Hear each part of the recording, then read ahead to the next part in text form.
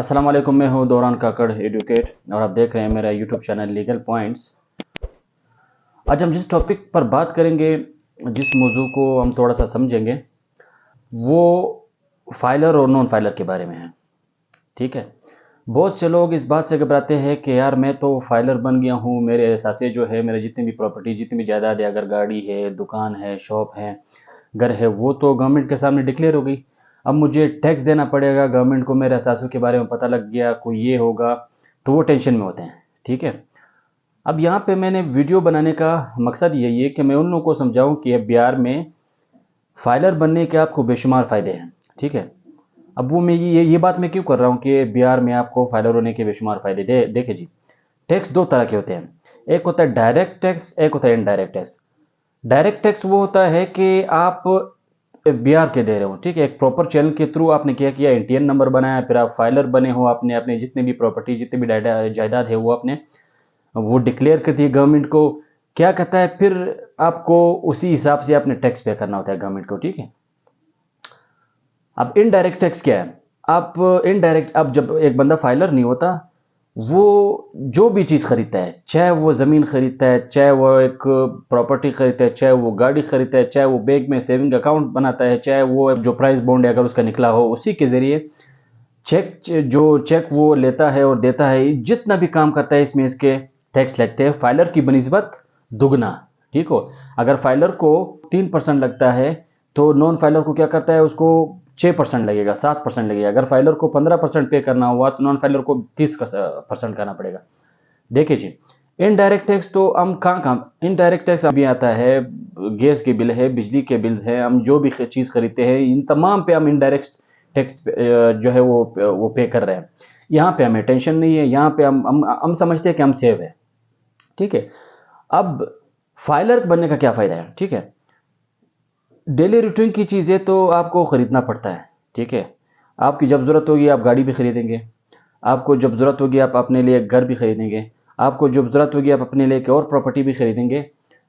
इसके मध्य में आप जब फाइलर ना हो, ठीक है, आप बीआर के थ्रू आप फाइलर ना हुए या फाइलर नहीं थे, तो इसी चीज़ों में आपको 1 लाख, 1.5 लाख, 2 लाख तक बगैर बनिस्बत फाइलर के ज़्यादा पे करना पड़ेगा।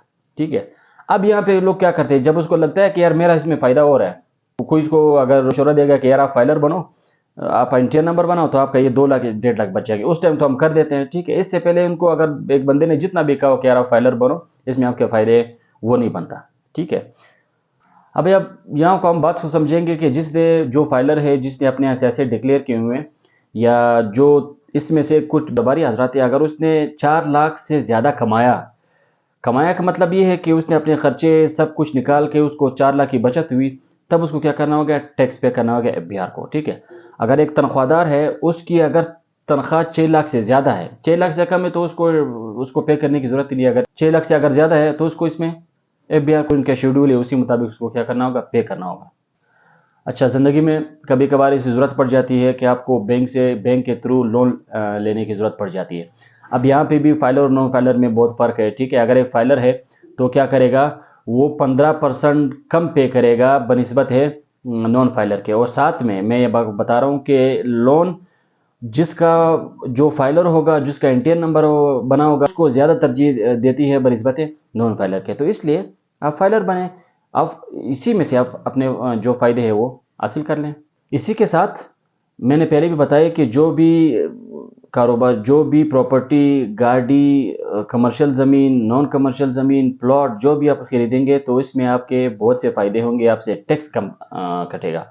टैक्स तो आप पे करेंगे। अगर एक नॉन फाइलर है, अगर ये चीज़ें खरीदेगा तो उसको बनिस्बत नॉन फाइलर के ज़्यादा पे करने होंगे। तो इससे बेस्ट यही है, बेहतर यही। देखे देखे आप फाइलर बने। ठीक है, अगर आपकी आमदन उतनी नहीं है जो एफबीआर ने बताई है कि आपने पे करनी होगी, ठीक है, आपकी आमदन उतनी नहीं है, जो स्लैब रखे होते हैं कि इतने आमदन वाले ने इतने इतने पैसों पे इतना टैक्स लगेगा, तो आपके पास तो आपको टैक्स पे करने की ज़रूरत ही नहीं है।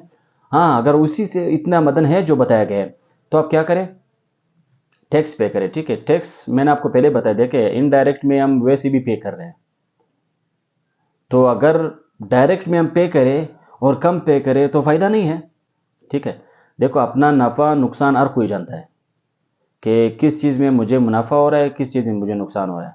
तो एक चीज़ में अगर आपको मुनाफा हो रहा है, आपको फ़ायदे मिल रहे हैं, तो आप उसको अवेल करें। ठीक है, इस वीडियो के थ्रू बताना चाह रहा हूँ कि जो हजरात अभी तक फाइलर नहीं है या वो डर रहे हैं, उसको डरने की बिल्कुल ज़रूरत नहीं है। आराम से जाके अपना इंटीएन नंबर बनाएं, फाइलर बीआर के रिकॉर्ड में अपनी जितनी भी एसएस है वो डिक्लेयर करें। ठीक है, इसके बनाने का तरीका भी बहुत आसान है। आप बीआर के ऑफिस जाके वहाँ भी बनवा सकते हैं, आप ऑनलाइन भी इसको इंटीएन नंबर बनवा के आप फाइलर बन सकते हैं। अगर आप ये प्रोसेस नहीं कर सकते, एक लेमैन है, उसको वो कह रहे यार इन चीज़ों के बारे में मैं नहीं जानता या मैं नहीं कर सकता, तो क्या करें, सिंपल जाके इनके अपने वकील होते हैं, ठीक है, वो आपसे बहुत कम चार्जेस में आपको फाइलर बनवा देंगे। तो इसलिए फाइलर बने, अपना फ़ायदा हासिल करें, टैक्स पे करें, जो लीगली टैक्स है वो पे करें, और जो जो भी चीज़ें आप खरीदेंगे या बेचेंगे उसमें आपको बहुत फ़ायदा होगा बनस्बत नॉन फाइलर के। तो इंशाल्लाह मिलते हैं एक और अच्छे और इंटरेस्टिंग टॉपिक के साथ। तब तक के लिए आप अपना ख्याल रखें। अल्लाह हाफिज़।